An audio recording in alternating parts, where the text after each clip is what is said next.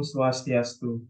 Baik, terima kasih atas kesempatannya. Kami dari SGDA 8 ingin mempresentasikan hasil student project kami di blog Evidence-Based Medical Practice. Berikut adalah anggota dari SGDA 8. Sebelumnya, perkenalkan nama saya Giti Agus Pujawan dengan 3 digit terakhir 009. Di sini saya akan membahas, mempresentasikan hasil bab 1, di mana saya mulai dari latar belakang, di mana diabetes mellitus adalah penyakit metabolisme yang ditandai dengan peningkatan kadar glukosa dalam darah yang disebabkan oleh gangguan sekresi insulin atau kerja insulin atau keduanya. Menurut WHO, diabetes mellitus menempati peringkat ke-6 sebagai penyebab kematian di seluruh dunia.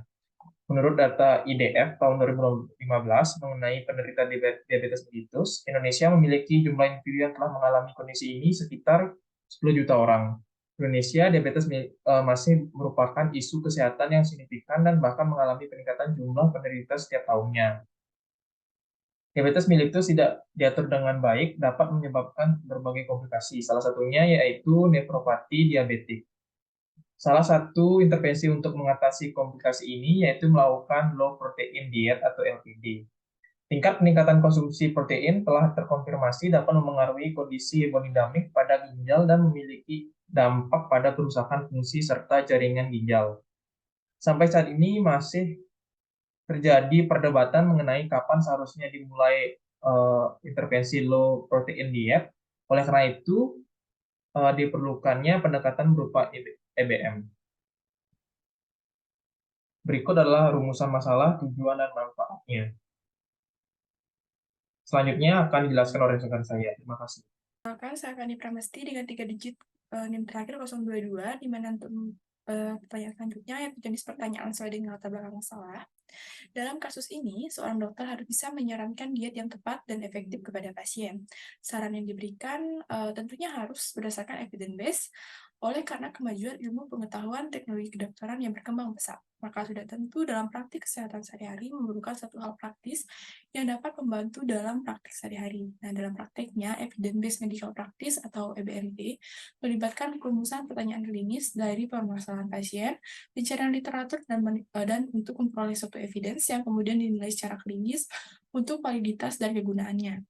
Sehingga pertanyaan yang sesuai dari skenario di atas mengarah kepada pertanyaan klinis berupa terapi dan intervensi pada pasien, pada pertanyaan rujukan dari skenario dapat berupa kalimat berikut.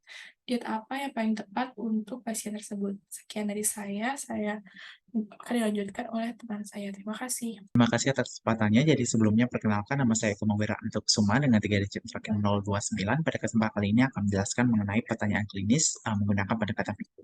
Nah, jadi untuk PICO sendiri terdiri dari 4 komponen utama. Yang pertama yaitu population to patient, kemudian selanjutnya adalah intervention, ada juga comparison maupun control, dan juga di sini yang terakhir adalah outcome. Di mana untuk population maupun patient berdasarkan kasus di sini adalah pasien yang beropati diabetik, kemudian selanjutnya intervensi yang ingin diuji adalah diet rendah protein, dan juga untuk comparison maupun kontrolnya di sini adalah diet rendah kalori dan juga protein normal. Di mana untuk outcome di sini yang dicari adalah perkembangan penyakit nefropati diabetik yang dinilai dari GFR atau glomerular filtration rate, ada juga dicari adalah CCR yaitu creatinine clearance rate, dan juga bisa dicari juga terkait dengan proteinuria dan juga serum albumin. Di mana untuk clinical research question yang dapat ditarik berdasarkan pendekatan PICO tersebut adalah pada nefropati pasien nefropati diabetik, apakah diet rendah protein lebih baik dibandingkan dengan diet rendah kalori dan juga protein dalam mencegah penurunan fungsi ginjal. Baik, mungkin sekian yang dapat saya presentasikan. Selanjutnya akan jelaskan oleh rekan saya. Ini saya izin melakukan presentasi dari teman saya. Sini sebelumnya saya Gus Subda Kumandayana dengan 3 terakhir 235. Di sini ada 2.3 yaitu pertanyaan penelitian klinis sesuai dengan latar belakang masalah. Di sini pernyataan klinis harus memenuhi beberapa syarat yaitu jelas, terfokus, bersifat langsung, dan juga dapat dijawab. Berdasarkan latar belakang masalah tersebut, pertanyaan penelitian klinis yang sesuai dengan kasus adalah sebagai berikut. Yang pertama ada, pada penderita diabetes mellitus tipe 2 dengan penurunan fungsi ginjal, apakah diet rendah protein dapat menghambat perkembangan penyakit nefropati diabetik dibandingkan dengan diet rendah kalori dengan protein normal? Dan yang B, apakah diet rendah kalori dan protein normal tidak memperburuk perkembangan nefropati diabetik pada pasien diabetes mellitus tipe 2 dibandingkan dengan diet rendah protein? Tanya akan lanjutkan oleh teman saya. Terima kasih. Perkenalkan, saya Gusia Pramasatya Wahyuni dengan 3 digit terakhir 116. Pada kesempatan ini, saya izin untuk memaparkan bagian 2.4, yaitu bukti atau jurnal terbaik untuk menjawab pertanyaan penelitian klinis.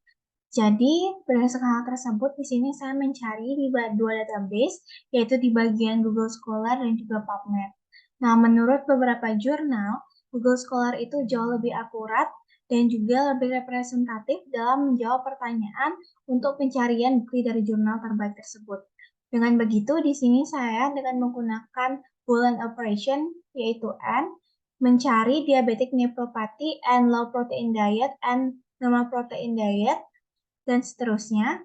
Di sini saya menemukan 4 jurnal terbaik.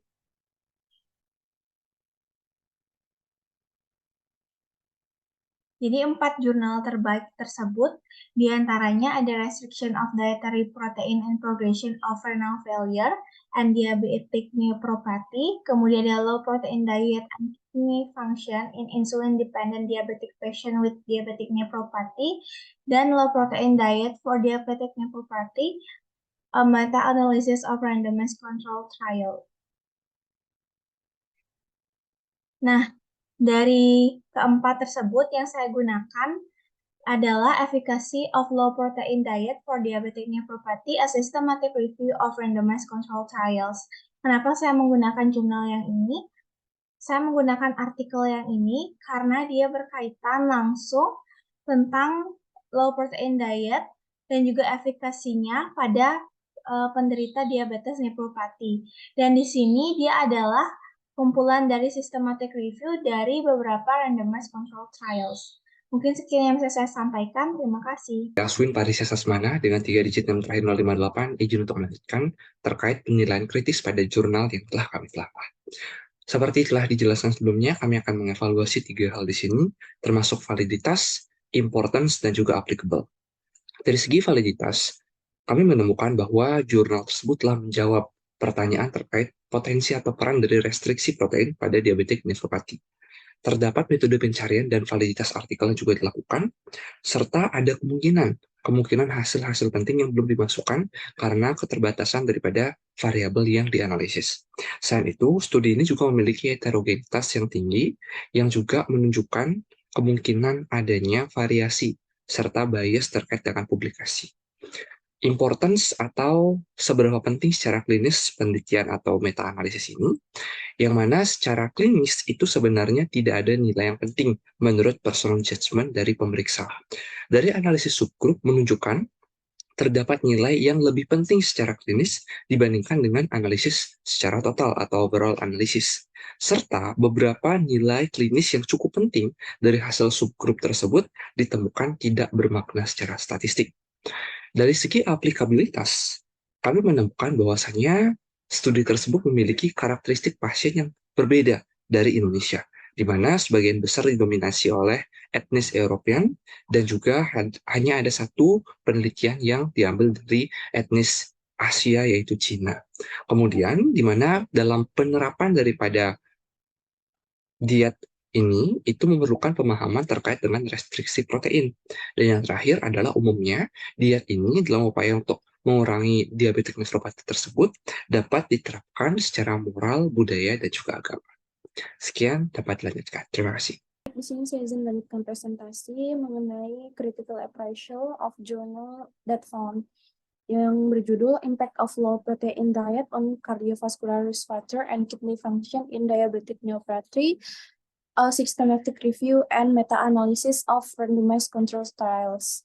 Di mana ada variabilitasnya, yaitu desain penelitian. Penelitian ini mengikuti tinjauan sistematis dari desain meta-analisis yang dianggap sebagai bukti kuat jika dilakukan dengan cermat. Dimasukkannya uji coba terkontrol secara acak dengan meningkatkan validitasnya. Kemudian untuk strategi pencariannya, penelitian ini menggunakan strategi pencarian komprehensif menggunakan banyak database tanpa batasan waktu atau bahasa dengan mematuhi pedoman Prisma. Hal ini meningkatkan kemungkinan menangkap bukti yang relevan. Kemudian untuk ukuran dan pemilihan sampel, penelitian ini mencakup sejumlah besar publikasi dan menerapkan kriteria inklusi atau eksklusi yang ketat, namun akan bermanfaat jika mengetahui jumlah total peserta di seluruh RCT yang disertakan. Kemudian pada analisis statik, metode statik seperti perbedaan rata-rata terimbang dan interval kepercayaan tetap digunakan untuk meta-analisis yang hasilnya disajikan dengan jelas. Kemudian untuk importance, relevansi di mana nefropati diabetik adalah komplikasi diabetes yang signifikan dan intervensi untuk menunda perkembangannya sangatlah penting. Studi ini menjawab pertanyaan penting mengenai dampak diet rendah protein terhadap faktor resiko kardiovaskular dan fungsi ginjal pada populasi ini. Kemudian untuk signifikansi klinis, temuan penelitian ini mengenai penurunan kadar urium dan HbA1c urin relevan secara klinis dikarenakan dapat berkontribusi pada pengelolaan diabetik nefropati. Namun kurangnya dampak signifikan terhadap hasil lain itu memerlukan pertimbangan yang cermat. Kemudian untuk poin applicable, di mana populasinya penelitian ini berfokus pada pasien yang menderita diabetes nefropati, yaitu populasi dengan risiko kardiovaskular tertinggi. Namun kemampuan generalisasi terhadap populasi yang lebih luas, termasuk mereka yang tidak menderita nefropati atau memiliki penyakit peserta yang berbeda, mungkin terbatas. Kemudian untuk intervensinya sendiri, studi ini menilai dampak diet rendah protein yang didefinisikan sebagai asupan protein kurang dari 0,8 kg per hari. Informasi ini penting bagi dokter yang mempertimbangkan intervensi diet pada pasien dengan diabetes nefropati. Kemudian untuk implikasi klinis hasilnya, khususnya penurunan urium dan HbA1c mungkin berdampak pada praktik klinis, namun kurangnya dampak signifikan terhadap hasil lain secara keseluruhan menunjukkan perlunya penelitian lebih lanjut untuk menginformasikan pengambilan keputusan klinis. Mungkin sekian presentasi dari saya, untuk selanjutnya akan dilanjutkan oleh rekan saya. Terima kasih. Atas waktunya, sebelumnya perkenalkan saya Maria Masayoga dengan 3 digit MTK 024. Di sini saya izin menjelaskan terkait dengan poin 2.7, integrasi hasil antara keahlian klinis dan juga nilai-nilai dari pasien. Jadi didapatkan bukti dari telah sistematis bahwa low protein diet itu tidak berhubungan secara signifikan dengan peningkatan fungsi ginjal pada pasien dengan nefropati diabetik tipe 1 ataupun tipe 2. Nah, kita harus juga mengetahui definisi dari low protein diet ataupun normal protein diet itu seperti apa. Jadi berdasarkan Kidney Disease Quality Outcomes Initiative, itu low protein diet didefinisikan sebagai konsumsi protein sebanyak 0,55 sampai 0,6 gram per kilogram berat badan. Begitu pula dengan normal protein diet, yaitu konsumsi protein 1 gram per kilogram berat badan. Jadi ada beda sekitar 0,4 gram per kilogram berat badan. Nah, karena hal ini juga menyangkut dengan berat badan, tentunya perlu dievaluasi pasien secara menyeluruh seperti apa berat badannya serta kondisi status nutrisinya. Nah, selain daripada itu, bukti yang ada berupa telah sistematis ini tidak sepenuhnya menghilangkan kemungkinan bahwa low protein diet juga bermanfaat bagi pasien dengan nefropati diabetik. Namun, tidak memberikan manfaat yang signifikan juga terhadap fungsi ginjal. Nah, untuk selanjutnya mungkin akan dijelaskan oleh teman saya terkait dengan keahlian klinis dan juga nilai-nilai dari pasien yang perlu diperhatikan dalam hal ini. Sekian dari saya, terima kasih. Sebelumnya, selamat pagi, perkenalkan nama saya Geda Agus Pradana dengan 3 digit NIM terakhir 139. Di sini saya akan melanjutkan presentasi dari teman saya, yaitu di 2.7 terapkan bukti integrasikan hasilnya dengan keahlian klinis dan nilai-nilai pasien. Nah, jadi pemilihan diet pada pasien harus didasarkan pada nilai-nilai yang ada pada pasien serta perlu adanya integrasi antar keahlian klinis seorang dokter serta nilai-nilai yang ada pada pasien, seperti dimulai dari pendekatan individual, pemantauan klinis serta keadaan pasien, pengambilan keputusan secara kolaboratif, edukasi dan follow up. Nah, di mana pentingnya integrasi ini antara keahlian klinis dokter, nilai dan preferensi pasien serta bukti telah sistematis yang ada dapat menentukan perawatan yang lebih baik secara individual kepada pasien. Next. Baik, perkenalkan saya Eko Mandara Wijaya dengan 3 digit terakhir 213. Ini akan melanjutkan presentasi mengenai pengobatan berbasis nilai atau value-based medicine serta penilaian klinis atau clinical appraiser pada jurnal tersebut. Di mana para peneliti sebelumnya menjelaskan PBM sebagai praktik kedokteran yang menggabungkan data berbasis bukti tingkat tertinggi dengan nilai yang dirasakan oleh pasien terhadap intervensi layanan kesehatan yang diberikan, sebanding dengan sumber daya yang dikeluarkan. Di mana PBM ini terdapat 3 aspek utama. Yang pertama adalah prinsip menyeluruh berdasarkan bukti terbaik untuk menentukan pengobatan yang dilakukan pada pasien. Kemudian nilai-nilai pasien diubah menjadi nilai-nilai utilitas yang terukur dan terintegrasi Dan yang terakhir adalah tingkat utilitas biaya yang diharapkan itu bisa menjadi opsi sebagai dasar pengambilan keputusan untuk memberikan intervensi atau pengobatan pada pasien. Untuk selanjutnya bisa dijelaskan oleh rekan saya. Baik, perkenalkan nama saya Komang Dani Adi Himawan dengan 3 digit terakhir 185. Di sini saya mohon izin untuk melanjutkan dari 2.8 ini bagian pengobatan berbasis nilai. Nah, pada jurnal yang kita gunakan, itu penelitian tersebut menyatakan bahwa tidak adanya efek untuk perlindungan terhadap pasien nefropati diabetik serta pengaruhnya dia terhadap peningkatan GFR juga tidak ditemukan. Dan juga dalam penelitian ini telah dilakukan RCT guna menyelidiki kemanjuran dari diet rendah protein pada pasien nefropatik diabetes tipe 1 dan 2 juga masih belum ditemukan adanya hubungan. Tapi beberapa pedoman yang sudah ada saat ini itu merekomendasikan pada pasien untuk melakukan langkah pencegahan terhadap komplikasi pada penyakit ginjal progresif, yaitu dengan melakukan diet rendah protein. Nah, adapun penelitian lain juga sempat dilakukan pada hewan coba mengenai efek LPD ini terhadap pasien diabetik nefropati terhadap komplikasinya pada penyakit ginjal itu ditemukan efek renoprotektif. Dan berdasarkan teori, di mana LPD ini masih mungkin memberikan pengaruh untuk mengurangi kejadian penyakit ginjal yang progresif. Oleh karena itu bisa kita simpulkan bahwa untuk penelitian saat ini memang masih belum menemukan adanya hubungan ataupun kemanjuran dari pasien yang diet rendah protein pada pasien diabetik nefropati terhadap komplikasi ke penyakit ginjal progresif. Mungkin sekian dari saya akan lanjutkan oleh rekan saya. Terima kasih. Saya Karim Marko Marga dengan 3 digit terakhir 195. Di sini saya akan melanjutkan poin 3 itu, yaitu simpulan. Pendekatan holistik yang sistematis diperlukan dalam menanggapi kasus seorang pria dengan diabetes dan nefropatik diabetik. Adapun PICO yang digunakan untuk merumuskan pertanyaan klinis dilanjutkan dengan pencarian bukti ilmiah kritis dari jurnal yang relevan. Integrasi dari hasil dengan keahlian klinis dan nilai-nilai pasien penting dalam kontekstualisasi temuan penelitian.